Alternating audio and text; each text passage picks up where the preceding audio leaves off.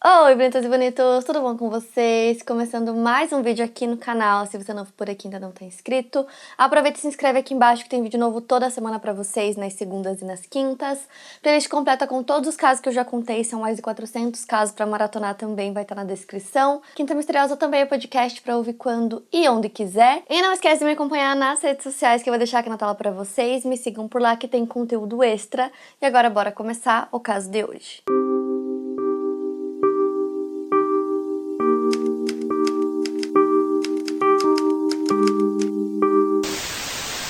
Em 1953, o Albert Tong trabalhava como zelador do famoso parque urbano Stanley Park, localizado no centro de Vancouver, Colômbia Britânica, no Canadá. O parque tem pouco mais de 4.000 km² e conta com trilhas e até mesmo com pequenas praias. Em uma quinta-feira, dia 14 de janeiro de 1953, o Albert estava trabalhando normalmente andando pela floresta do parque. Ao pisar em um monte de folhas, ele sentiu que pisou em alguma coisa que fez um som de algo quebrando. Ele estava próximo ao lago Beaver Lake e decidiu olhar embaixo das folhas, tentando identificar no que ele havia pisado. Ele observou alguns ossos na terra e decidiu chamar a polícia. Chegando no local, os detetives examinaram a cena e perceberam que haviam dois conjuntos de restos de esqueletos ali. Os esqueletos estavam escondidos sob um casaco de pele e, pelo tamanho dos ossos, pareciam esqueletos de crianças que estavam parcialmente enterrados. O relatório original daquele dia relata que uma das crianças estava deitada de bruços no colo da outra. O casaco de pele havia começado a se degradar, mas parecia ter sido feito para uma mulher, enquanto as crianças vestiam o que aparentavam ser roupas bem mais simples. Elas vestiam jaquetas xadrez, calças de veludo e capacetes de aviador de couro que eram muito baratos e fáceis de encontrar na época. As calças tinham elásticos e alfinetes presos a elas, o que levou os investigadores posteriormente a acreditarem que as crianças vieram de uma família mais humilde. Talvez a mãe tivesse comprado calças maiores para que eles pudessem usá-las por mais tempo.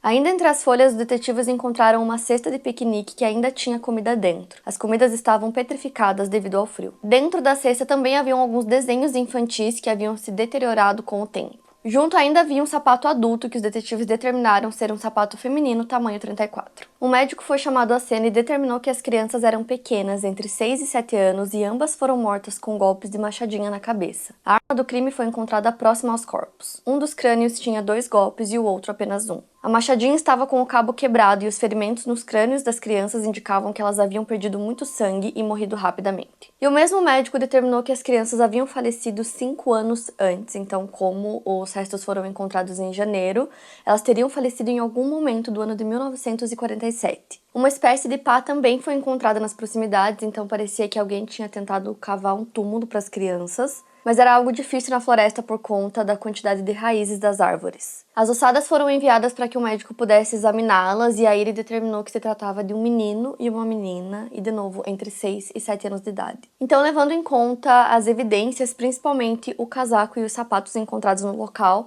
os investigadores começaram a teorizar que o assassino das crianças era uma mulher e que poderia ser, no caso, a mãe deles. Baseando-se nos crânios, foram publicados esboços de como poderiam ser a aparência das crianças. Os pôsteres com esses esboços das crianças teorizavam que talvez eles tivessem perdido o pai na Segunda Guerra Mundial e a mãe, que estaria trabalhando durante a guerra para manter os filhos, tivesse perdido seu emprego quando os soldados voltaram ao país. A polícia pedia para que a população ajudasse a identificar aquelas crianças e que qualquer pessoa que tivesse visto uma mulher com um menino e uma menina passeando no parque em 1947, fosse até a polícia para conversar com eles. A notícia sobre a descoberta das ossadas tomou conta dos jornais, mas não tinha nenhuma denúncia de criança desaparecida na época que pudesse auxiliar a polícia a conseguir identificar as vítimas. As autoridades receberam diversas dicas, mas todas acabaram levando a um beco sem saída, então, depois de um tempo, o caso foi esfriando. E aí os detetives reuniram todas as evidências que eles encontraram no local e as mantiveram em 2 caixas. Mas, infelizmente, como não foram preservadas da maneira correta, as evidências sofreram um pouco com a erosão ácida. E com o passar do tempo, o assassinato daquelas crianças acabou se tornando uma espécie de conto popular na cidade.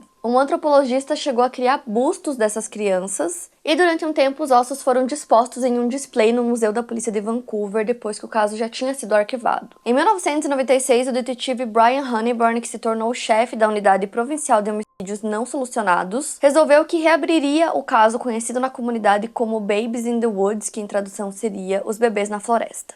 O Brian sempre ouvia falar sobre esse caso enquanto crescia, então ele se fascinou pela história, e aí ele decidiu que ele reabriria o caso, mas para isso ele precisava reunir as evidências. Então, primeiro ele foi até o Museu da Polícia de Vancouver para recuperar a ossada. O detetive achou que seria válido avaliar essas evidências novamente agora com novas tecnologias. Para isso, ainda em 96, ele entrou em contato com o professor Dr. David Sweet da Universidade de British Columbia, que conseguiu extrair o DNA dos dentes que ainda estavam nos crânios das crianças. Esse campo de pesquisa ainda não era tão desenvolvido no país. O David foi capaz de descobrir que, na verdade, não se tratava de um menino e uma menina, conforme foi dito, na época, nas notícias, e como todo mundo acreditava que eram.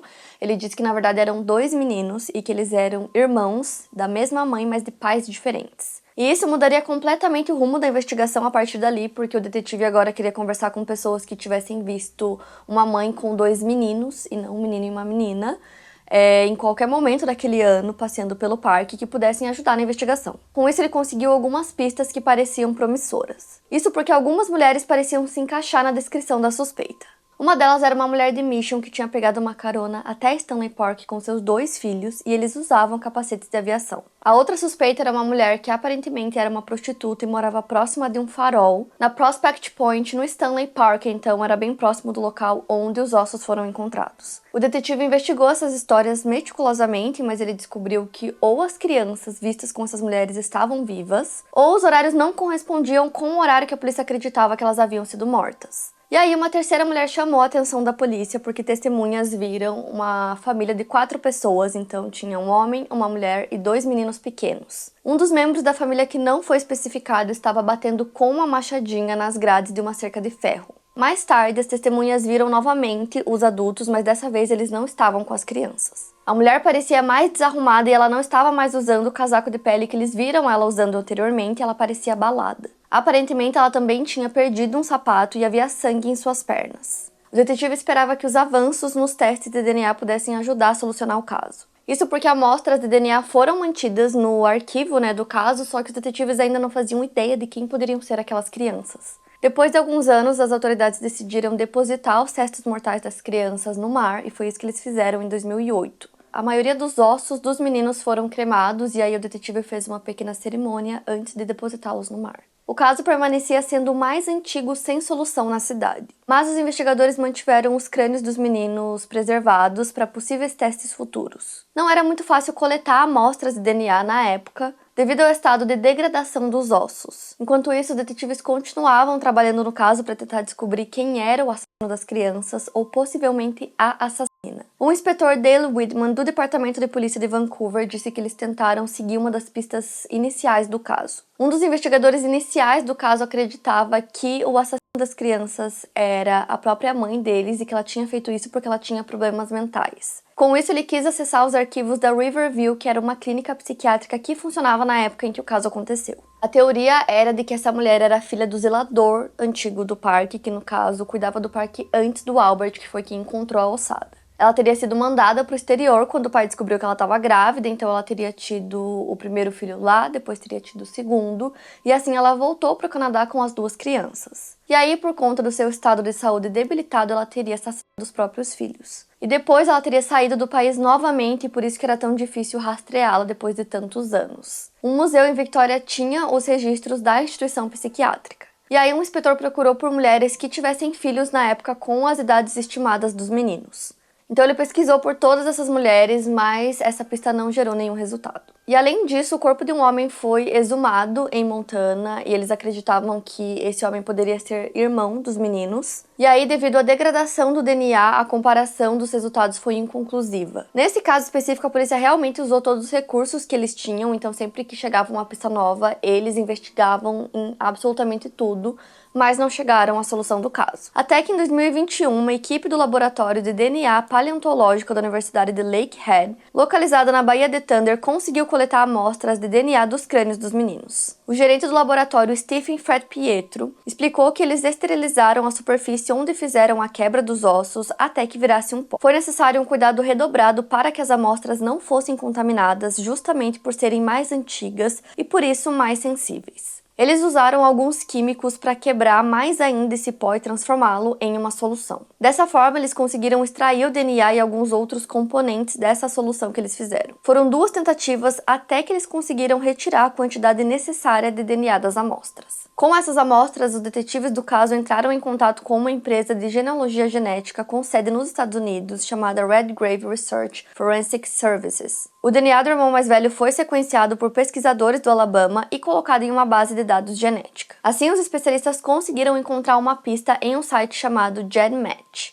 Anthony Redgrave explicou que eles conseguiram encontrar ancestrais em comum logo no primeiro dia de pesquisa. Os 24 dias seguintes da pesquisa foram focados em garantir que eles estavam na família certa, e eles pesquisaram em grupos menores da família tentando encontrar as pessoas que queriam. O time de pesquisa conseguiu encontrar e confirmar quem eram os avós maternos dos meninos. Esses avós tiveram 6 filhos. 3 meninos e 3 meninas. Como os pesquisadores sabiam que os meninos eram filhos da mesma mãe, eles focaram em pesquisar essas 3 mulheres. Uma das mulheres foi excluída como possibilidade de ser a mãe dos meninos, e o único problema era as que restaram porque elas eram irmãs gêmeas e se chamavam Aileen e Doreen. A detetive Aida Rodrigues, que foi designada para o caso junto com seu parceiro Tim Russell, disse que mesmo que eles tenham encontrado um DNA que correspondesse, a polícia ainda tinha muito que pesquisar, como por exemplo, os registros escolares das crianças. Eles também precisavam confirmar alguns detalhes específicos das vítimas para que eles pudessem ter certeza absoluta das suas identidades. A Doreen teve apenas um filho, enquanto a Aileen teve 3, mas a polícia teve dificuldade para achar os registros dessas 3 crianças. Os policiais conseguiram entrar em contato e conversar com parentes da Aileen depois de chegarem à conclusão que ela provavelmente era a mãe dos meninos. Os parentes tinham suas próprias perguntas sobre o que estava acontecendo. Em fevereiro de 2022, durante uma conferência de imprensa, as identidades dos meninos, conhecidos popularmente como Babies in the Woods, foi finalmente revelada. Eram os irmãos Derek e David Dalton. O Derek tinha 7 anos quando morreu e o David tinha 6. Para a detetive Aida Rodrigues, dar um nome às crianças era necessário para lhes trazer um senso de paz. E aí, 2 anos antes disso, em 2020, a Ali Brady, de 26 anos, e a sua mãe Cindy coletaram amostras de DNA e as submeteram a sites populares de genealogia porque elas estavam interessadas em resolver um mistério dentro da própria família. A avó da Ali se chamava Diane Busquet e ela foi criada por sua mãe, uma mulher chamada Aileen Benediction Busquet, junto de 2 irmãos mais novos, Derek e David. A Diane nasceu em julho do ano de 1937 e, segundo ela, o Derek nasceu no dia 27 de fevereiro de 1940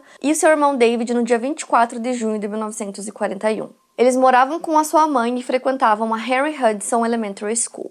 Em 2020, a Diane sofria com demência, mas anteriormente ela já tinha compartilhado com sua família histórias de sua infância. Com isso, a filha e a neta sabiam um pouco sobre a história de vida da Diane. Ela contou para sua filha Cindy que quando ela era apenas uma garotinha, sua mãe sofria com muitos problemas financeiros. Muitas vezes a família não tinha dinheiro para comer e também precisava fugir das casas que moravam no meio da noite, porque eles não tinham como pagar o aluguel. Ela contou também que quando ela tinha 10 anos de idade, os seus irmãos mais novos desapareceram do nada. Os parentes haviam dito para ela que os seus irmãos haviam sido retirados dos cuidados da sua mãe pelos serviços de proteção infantil. Segundo ela, sua mãe era muito amorosa e cuidou muito bem dela, e durante todos aqueles anos ela sempre ficou se perguntando o que realmente tinha acontecido com seus irmãos. Tanto a Cindy quanto a sua filha Ali tinham várias perguntas, sobre os irmãos que desapareceram do nada, mas os parentes da Diane nunca contaram para ela nada sobre isso. Ainda em 2020, a Diane faleceu e foi aí que a sua filha e a sua neta resolveram realmente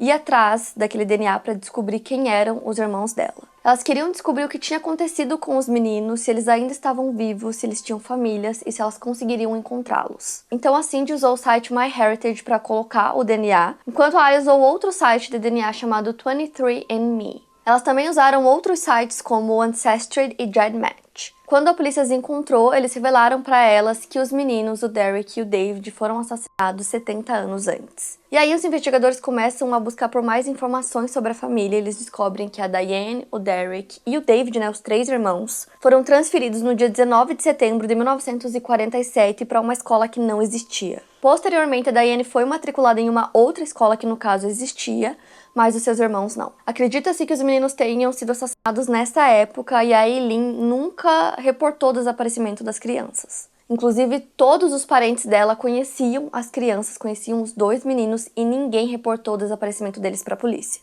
A investigação mais recente descobriu que os policiais nos anos 1950 já teriam recebido uma dica sobre o que tinha acontecido com os irmãos, mas só agora, mais de 70 anos depois, essas dicas fizeram realmente sentido. E a dica era que eu contei pra vocês sobre uma mulher que foi vista com um homem e duas crianças e que um deles estava segurando uma machadinha. Até quando o caso foi reaberto em 1996, essa parecia ser a suspeita mais provável, mas agora, com a identificação dos meninos, essa dica se alinhava ainda mais com a história. Quando essa dica veio para a polícia nos anos 50, eles ainda acreditavam que as crianças encontradas eram um menino e uma menina, então eles chegaram a investigar na época, mas não conseguiram identificar quem era o homem e a mulher descritos pelas testemunhas. Agora, com mais informações, a polícia poderia investigar mais a fundo quem era Aileen Busquet, a mãe dos meninos. Ela nasceu em Alberta, mas seus 3 filhos nasceram em Vancouver. Os 3 tinham pais diferentes e a identidade desses homens é desconhecida. Os irmãos pareciam ser descendentes de imigrantes russos que chegaram no Canadá no início do século XX. Acredita-se que a Aileen tenha inventado o sobrenome dos filhos, o sobrenome Dalton. Ela nunca foi casada com nenhum homem com esse sobrenome, não é um sobrenome da sua família. Depois do desaparecimento do Derek e do David, o sobrenome da família mudou para Busquet em meados dos anos 50. Em 2023, a Cindy Busquet foi informada pelos investigadores que eles não conseguiram encontrar evidências de que os serviços de proteção à criança tivessem realmente levado os meninos. A polícia confirmou que a Aileen era uma pessoa de interesse no caso, mas nessa altura, ela já tinha falecido há muitos anos. Ela morreu aos 78 anos, em 1996. Então, mesmo com as suspeitas da polícia, familiares têm dificuldade em acreditar que a Aileen tenha assassinado os próprios filhos. A própria Cindy descreve que a Aileen era uma mulher não violenta. A Cindy relatou que ela tentou conversar com a avó diversas vezes para tentar descobrir o que havia acontecido com os seus tios, porque ela sabia que isso afetava muito a mãe dela, que não conseguia entender o que tinha acontecido com os seus irmãos, que simplesmente desapareceram. Ela disse que sempre que ela perguntava para a avó sobre isso, a avó começava a chorar e encerrava a conversa. Então ela nunca conseguiu uma resposta concreta da sua avó sobre o que teria acontecido com o David e o Derek. A família suspeita, na verdade, do pai da Aileen, que no caso era o avô das crianças. Ele é descrito como uma pessoa difícil de lidar e muito cruel. A detetive cita até a possibilidade dele ser o homem visto com aquela mulher que perdeu o casaco e o sapato e que foi vista por várias testemunhas no parque. Talvez a família nunca tenha relatado o desaparecimento das crianças por saber que o pai da Aileen era um homem muito difícil de lidar e também por possivelmente terem medo dele. Mas essa é apenas uma suposição, já que a família não fala abertamente sobre o caso. A detetive Aida Rodrigues acredita que as crianças foram levadas ao parque naquele dia sem ter ideia do que aconteceria com elas. Portanto, o mistério da identidade dos Babies in the Woods, que eu falei pra vocês, que é como o caso ficou conhecido, dos bebês da floresta de Vancouver, foi solucionado. Então a gente sabe qual é a identidade das crianças, mas a gente não sabe realmente o que aconteceu durante o assassinato, quem cometeu o assassinato. O motivo das suas mortes permanece até hoje sendo um mistério sem solução. Os possíveis pais dos meninos também nunca foram identificados e a detetive acredita que eles nem sabiam da existência das crianças. O detetive Brian disse que a família vai acreditar no que eles quiserem acreditar, se referindo à inocência da Aileen, mas na opinião dele é muito difícil pensar que aquelas 2 crianças tinham uma família, tinham uma mãe, a família tinha o conhecimento dessas crianças. Hoje eles teriam a família deles e tinham toda uma vida pela frente. Então, como eu falei pra vocês, a identidade deles foi descoberta, mas o caso em si permanece sem solução. Então eu quero muito saber o que vocês acharam, o que vocês acham que aconteceu, me contem aqui nos comentários. Não esquece do like, que me ajuda muito na divulgação, playlist completa do Quinta com todos os casos que eu já contei aqui na descrição pra vocês maratonarem. Quinta Misteriosa também é podcast pra ouvir quando e onde quiser. E não esquece de me acompanhar nas redes sociais, que eu vou deixar aqui na tela pra vocês, tem conteúdo extra por lá. E é isso, eu vejo vocês no próximo vídeo.